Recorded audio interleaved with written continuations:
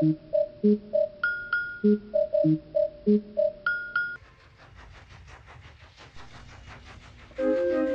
for steam. There is a branch line on the island of Sodor that runs from Willsworth to Brendam. It is run by Edward. Along this line, there is a scrapyard. Diesel would sometimes collect scrap and then take it to the smelter's yard. One day at Willsworth, Edward was taking on water when Diesel oiled up. "You know what, Edward?" "What?" replied Edward. "It's a good thing that Diesels use neither coal nor water to make us go. We only need diesel fuel," he said in his oily voice. "Go on," said Edward, not really caring.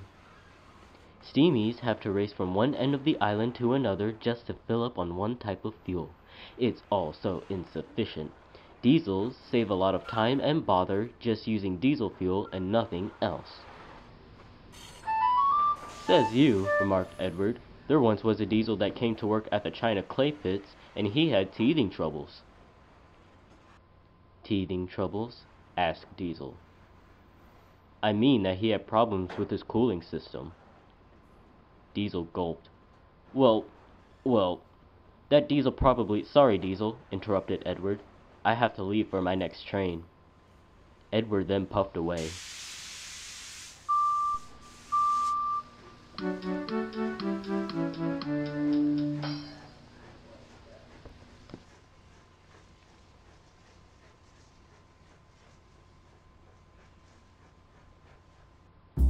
Later, Diesel was at the smelter's yard unloading a train of scrap.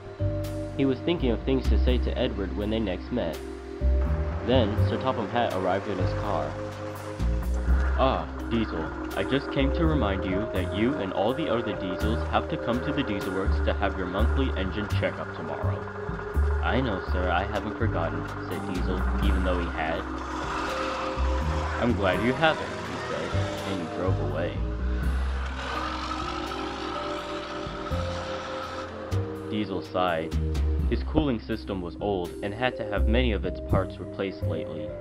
He didn't want anyone, especially Edward, to know.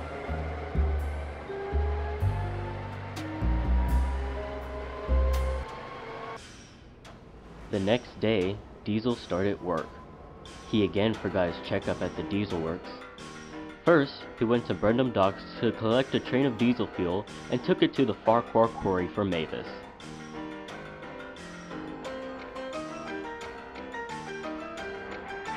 Then he delivered trucks from the quarry to a construction site.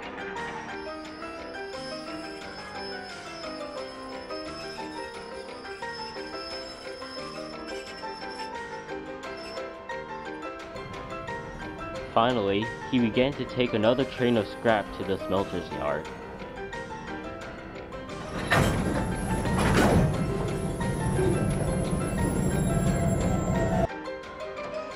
By the time he left off, Diesel was feeling very hot. "Oh no, my engine's overheating. I hope Edward doesn't see this."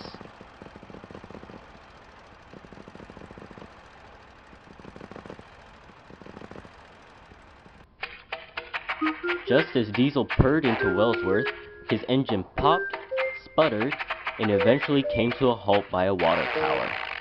Diesel's driver examined him. "Your cooling system is out of water. Fortunately, I don't see any leaks, but it's probably best that your engine stays off for a while." "What are we going to do?" asked Diesel. "I have an idea," said his driver. "Since we stopped by a water tower, we can fill up on water right here." "Oh, the shame," groaned Diesel. Just as his driver attached the hose to him, Edward puffed into the station. Well, said Edward. "I thought diesels don't use water. What next? Coal?" Edward began laughing. Diesel was in disgrace.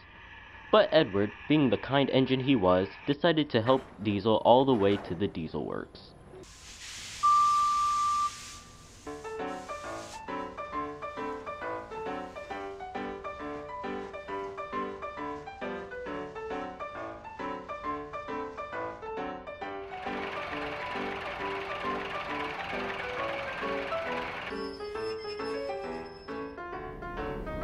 Diesel is now careful about what he says about fuel.